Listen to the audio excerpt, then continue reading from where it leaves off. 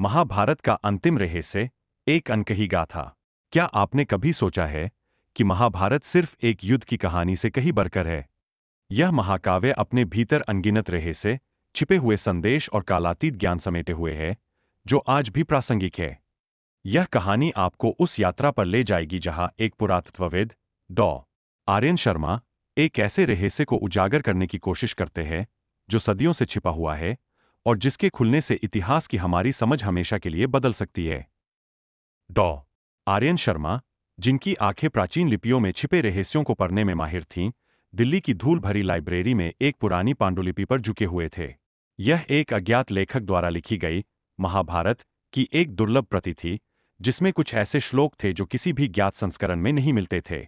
आर्यन को लगा जैसे किसी अदृश्य धागे ने उसे अपनी ओर खींच लिया हो। ये श्लोक, गूढ़ और प्रतीकात्मक, एक ऐसे स्थान की ओर इशारा कर रहे थे जो इतिहास के पन्नों से मिट चुका था, अज्ञात वन के हृदय में स्थित कालचक्र मंदिर। यह सिर्फ एक युद्ध की कहानी नहीं है, आर्यन ने फुसफुसाया, जैसे वह पांडुलिपि से बात कर रहा हो। यह कुछ और है, कुछ गहरा। आर्यन ने अपनी अनुसंधान टीम को तैयार किया। उनकी टीम में युवा और उत्साही शोधकर्ता प्रिया, जो प्राचीन भाषाओं की विशेषज्ञ थी, और अनुभवी भूविज्ञानी विक्रम, जो उपग्रह इमेजरी और भूसर्वेक्षण में माहिर था, शामिल थे। उनके पास केवल वे अस्पष्ट श्लोक थे जो एक पहेली की तरह थे। कालचक्र मंदिर, प्रिया ने भौहें चढ़ाई। मैंने इसके बारे में कभी नहीं सुना। क्या यह सिर्फ एक मिथक है? हो सकता है, लेकिन इन श्लोकों में कुछ ऐसा है जो इसे वास्तविक बनाता है, आर्यन ने दृढ़ता से कहा। यह हमें कुछ ऐसे सत्य की ओर ले जा रहा है जो महाभारत के मूल को चुनौती दे सकता है। विक्रम ने उपग्रह इमेजरी का उपयोग करके अज्ञात वन के सबसे दुर्गम हिस्सों की पहचान की, जहां आधुनिक सभ्यता का कोई निशान नहीं था। उनकी यात्रा एक छोटे से गांव, शांतपुर, से शुरू हुई, जो घने जंगल के किनारे बसा था। शांतपुर के लोग सीधे सादे थे, लेकिन उनकी आंखों में एक अजीब सी चमक थी, जैसे वे किसी गहरे रहस्य के संरक्षक हों। गांव के मुखिया, एक वृद्ध व्यक्ति जिसकी त्वचा पर समय की गहरी लकीरें थीं, ने आर्यन को चेतावनी दी। बाबूजी, उस जंगल में मत जाइए। वहां कालचक्र का साया है। जो भी वहां गया, वह कभी वापस नहीं आया।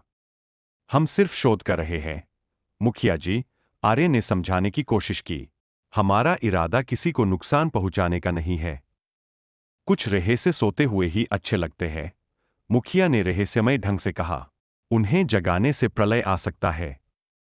आर्यन ने मुखिया की चेतावनी को अंधविश्वास मानकर अनदेखा कर दिया, लेकिन प्रिया के मन में एक अजीब सी बेचैनी थी। जंगल में प्रवेश करते ही वातावरण बदल गया।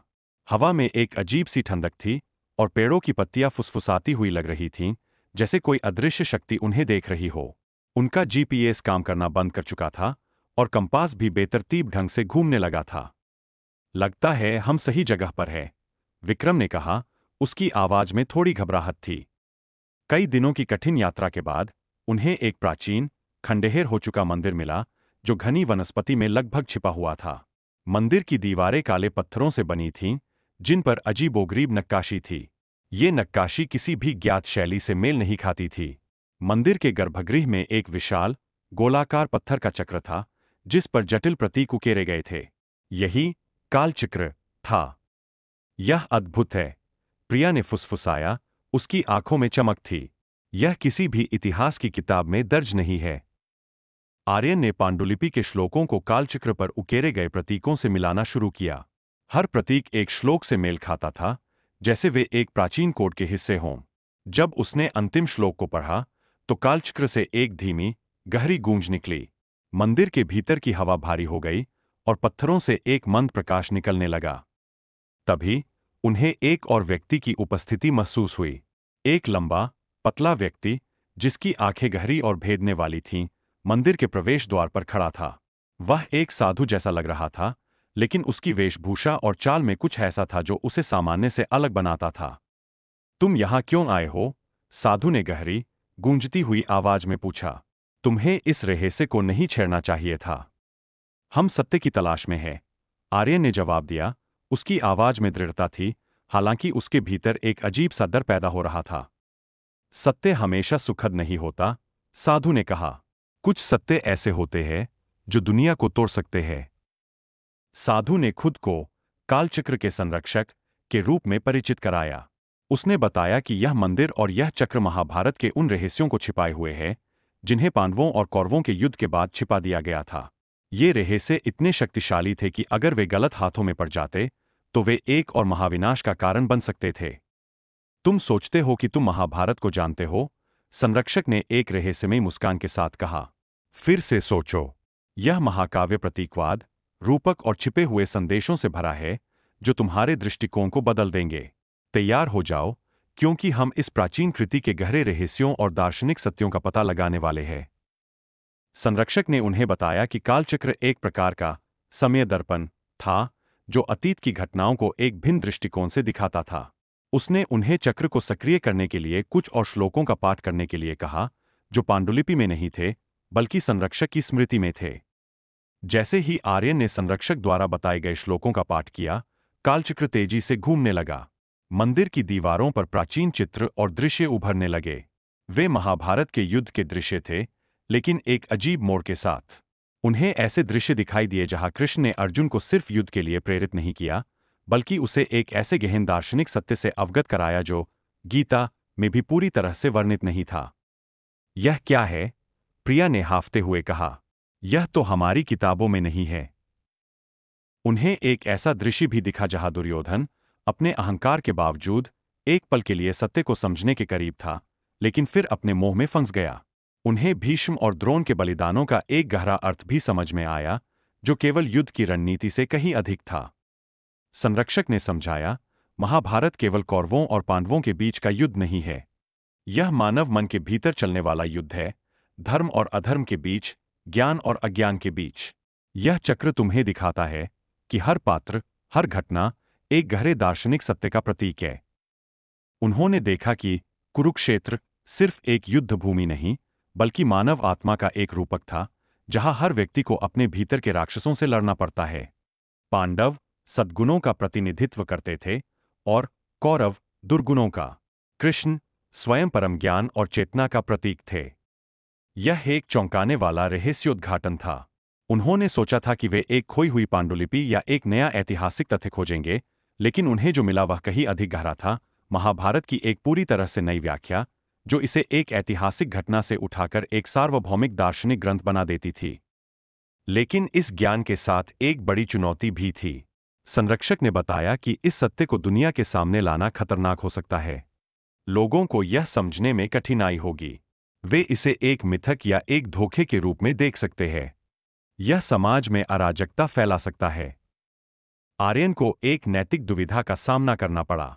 क्या उसे इस सत्य को दुनिया के सामने लाना चाहिए, भले ही इससे अराजकता फैल जाए, या उसे इसे छिपाए रखना चाहिए, जैसा कि सदियों से किया गया था? यह महाभारत ने हमेशा मुझे मोहित किया है, और मैंने हाल ही में इस महाकाव्य में अर्थ की एक पूरी नई परत की खोज की है, आर्यन ने अपने मन में सोचा। इस वीडियो में मैं छिपे हुए संदेशों और प्रतीकवाद पर अपनी अंतर्दृष्टि साझा कर रहा हूं जो महाभारत को इतना सम्मोहक बनाते हैं। आइए इस प्राचीन कृति में गोता लगाएं और इसके कालातीत ज्ञान को एक साथ खोजें। संरक्षक ने उन्हें एक अंतिम चेतावनी दी। यह ज्ञान एक तलवार की तरह है।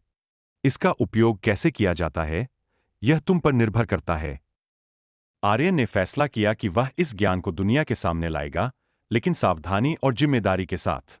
उसने समझा कि सत्य को सिर्फ प्रकट करना पर्याप्त नहीं है, उसे सही ढंग से समझाना भी आवश्यक है। उन्होंने कालचक्र के प्रतीकों और पांडुलिपि के श्लोकों का उपयोग करके एक विस्तृत शोध पत्र तैयार किया, जिसमें महाभारत के इस नए दार्शनिक आयाम को समझाया गया था। जब उन्होंने अपने शोध को प्रस्तुत किया, तो शुरुआत में उन्हें संदेह का सामना करना पड़ा।